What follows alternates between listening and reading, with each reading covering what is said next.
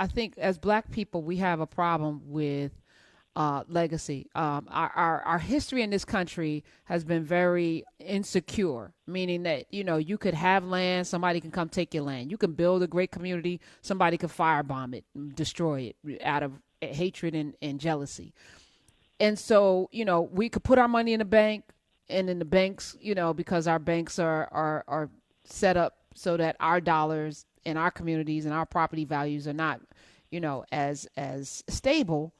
Banks can go out and you lose all your wealth.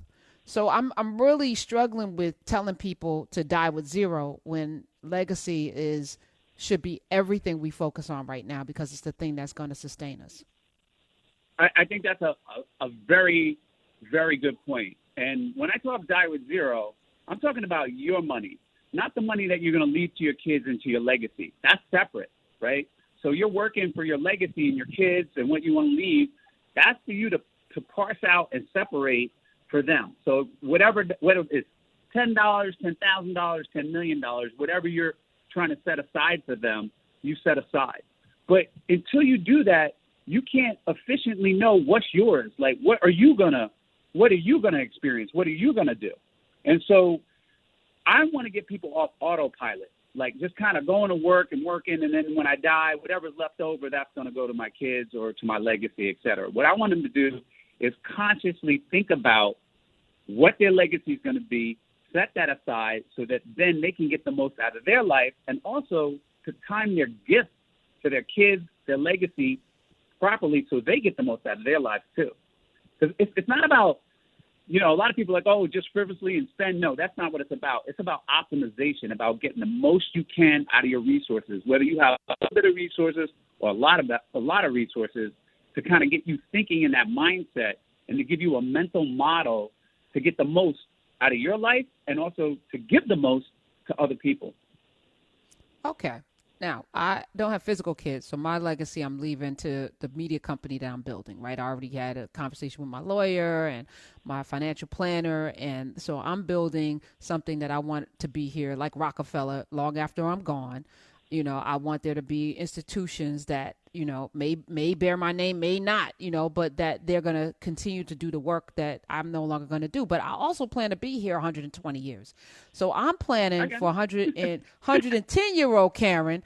I don't want her eating cat food. I don't want 80-year-old Karen eating cat food. So I'm planning so that when I'm 80, 90, I can do whatever I want, not have to worry about anything, not have to be at anybody's mercy. Because the last thing you want is to need somebody when you're in your older age years. But if I spent it all going to Mykonos in my 50s, then I'm going to look up at 100 being like, damn, 50-year-old Karen was selfish as F.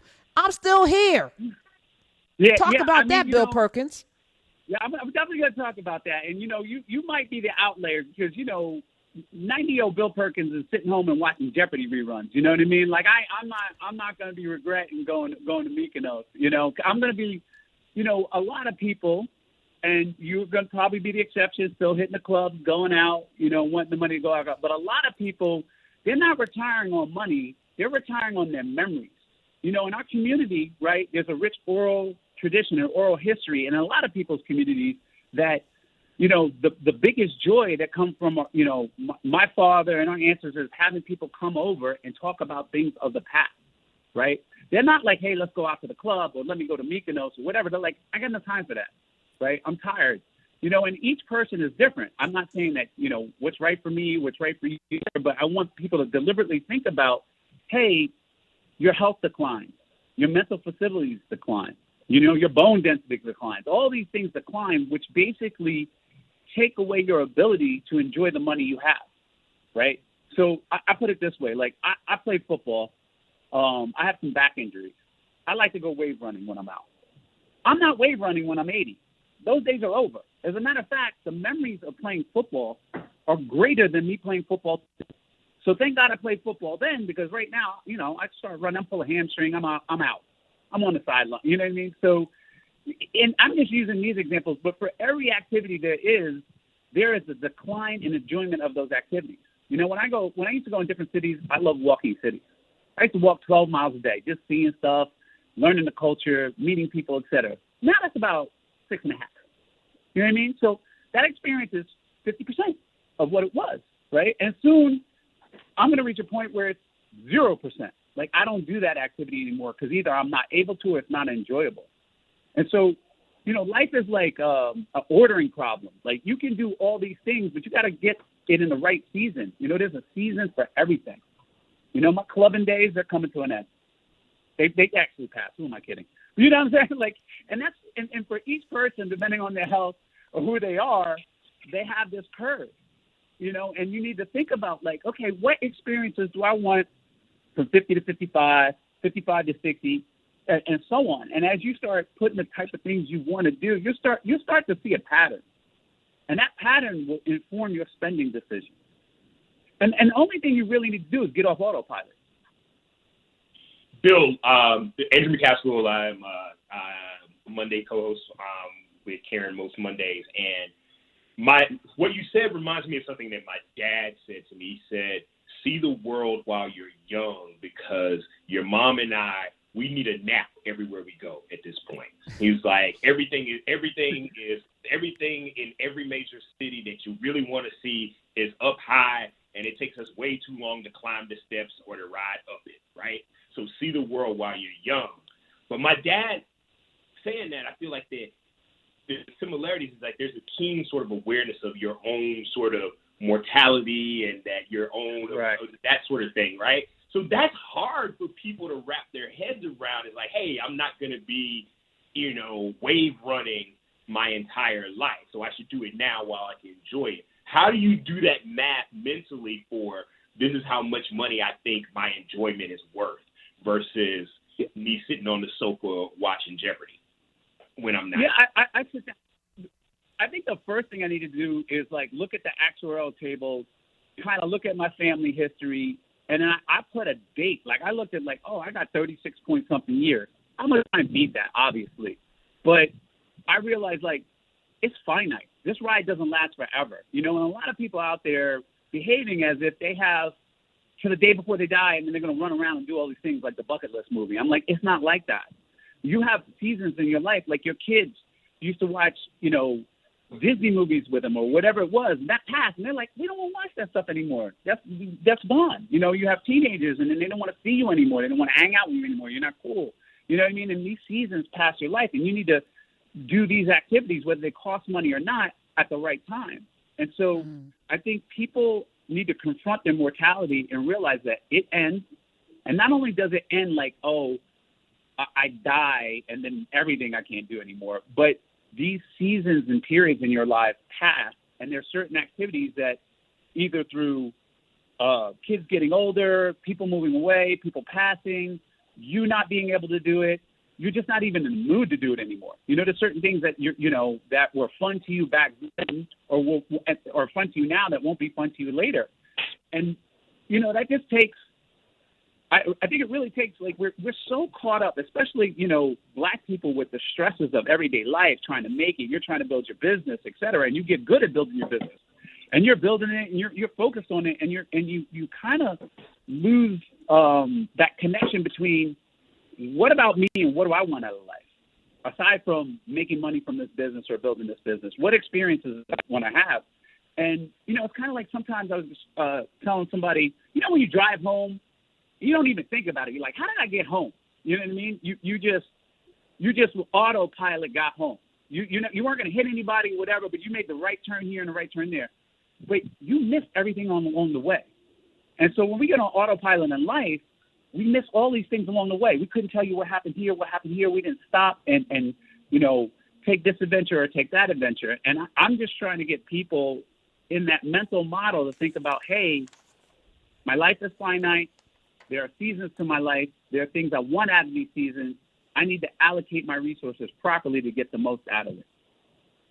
Bill Perkins, the book is called Die with Zero, Getting All You Can from Your Money and Your Life. I can respect everything that you're saying. I actually agree with it. But the problem that I have is that I think too many of us live as if tomorrow's not promised. I hear that all the time. So I'm going to do everything I can right now. And then they look up at 60, 70 and they're broke. and broken and Yeah, cannot, yeah, and this is what I was talking about. I don't go to the clubs. I didn't go to the clubs in my 20s and 30s. I'm definitely not going to the club in my 90s, but I don't want to eat cat food. And I don't want to be able to not do all of the things that if I want to travel to Africa or live in Africa for 6 months, I should be able to do that in my 90s, but I can't do that if I don't plan for it in my 40s and 50s. So I'm big on that. So talk about that a little bit. So I definitely talk in the book specifically about making sure you have your survival number set, okay? And that's the not eating cat food but eating human food thing. Like making sure it's about balance. And I think what you're speaking to right now is balance. Like you have what you want to do and you want to have these options later in the life. And so you're going to plan for that because you seem very aware of what you want and the optionalities you want to have, right? But I'm not telling people, yes, spend all your money now, whatever. I'm telling people, get in contact with yourself and what do you want to have. Make sure you have survival covered. So there are people out there who are robbing too much from their future self for enjoyment today and putting themselves in future peril, right? And I speak on that and I give them a formula about, hey, we need to at least cover when I'm not working, add in Social Security, where I live, what my expenses will be so that I am not going to be penniless eating cat food, right? And I'm not the expert on, investing in stocks and doing this. There's plenty of resources out there that address that. So I direct people to that and make sure that you have survival taken care of. After that, it's choices. You want to live in Africa when you're 90? Okay, we're gonna have money set aside for that and invest it. I want to make sure people are connected with their work and their money. I don't want it to be this abstract thing. Like when I go to work, I know I want something from it. I don't just want numbers on the screen. Right. I want to take care of my kids. I want my legacy. I want to do these charities. I want to help people. I want to provide scholarships. I also want to go travel. I want to see Mykonos. I want to go see X, Y, and Z. I want to go to Ghana. I want to go back in safari. I want to take a train ride through Africa and all those other types of things on the Blue Robios. There's things I'm actually attached for. And if I don't have these things, I don't go to work. I'm going to go spend time with my kids or go hang out with my friends.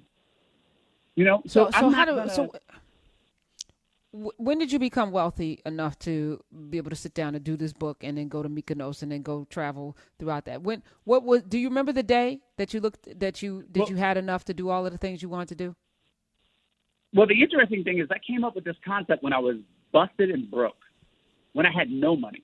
Because as a young, arrogant kid thinking he could get rich, right? Like you have to be kind of delusional to think you can do it, right? Like to do great things, you got to have delusions of grandiosity, which I had in spades. You know what I mean? But I was young and I would look at these old people in New York City and they were rich. But I was like, who cares? Rich and old. What are you gonna do with money when you're old? Who cares? You know what I mean? And basically they were my age right now. So I didn't know what I was talking about in terms of like age, but I had the direction right. I had a concept right, and that there's a season for things. There's a utility to money. There's a certain age where you can convert money into experience, and there's a certain age where you can't convert it into experiences. Like I gave my grandmother money as a gift when I made it, and I think when did I first really start making it? It was like 27, 28. My goal was to be a millionaire before I was 30, and I think I just made it. Just screwed it under there at 29, right? But I was doing well before then. But I remember giving my grandmother, I think she was late 70s, a cash gift. And the only thing she did with that cash gift was buy me a sweater. That was it. That's all I know that she did with that money. You know what I mean? Like, and so it hit me like a ton of bricks. I was like that. Like, that's crazy. I would have done this. If I was grandma, I would have done this. I would have done that. I would have done this. And then I thought about it, I'm like, no, that's my ancestors. That's going to be me too. And so I was like, $10,000 of discretionary income beyond survival really lost its value to her. You know what I mean? Really, it was a stupid gift for me to give her. Like, I should have like forced her to go somewhere. So now, like, for my mom's birthday, I'm like, I drag them out, to go, on a trip with me. Like, no, you have to go. I'm kidnapping you, whatever, and we have an experience and create memories together. But that was a big moment for me. I have all these little things that hit you. It's like a movie. Like when you watch a movie and at the end it all comes together. You're like, yo, the butler did it. You know, it was so obvious all along, right? I have these moments in my life that keep coming to the same theme, you know? And so I was like, I wanted to come up with a model to represent that and help other people get the most out of their life. And you know, it's not like I originally came up, like an Italian economist came up with a thing called the life cycle hypothesis back in 1957. They won the Nobel Prize for it. Basically said a rational person who wants to get the most out of life would aim to die with zero, like spend all their money before they die. And that doesn't mean be selfish. That could be giving your money to charities at the right time. That could be giving money to your kids, giving money to your business, which is, you know, your legacy, et cetera. But it's to use all your resources, everything you got, to get the most you can out of life. And, you know, when I saw my grandmother just buy me a sweater with the money I gave her, you know, and all the rest of the money was left over, it was kind of like, oh, all right, okay, let me get to work, because that's going to be me, you know. I don't want to be sitting on a pile of money watching Jeopardy.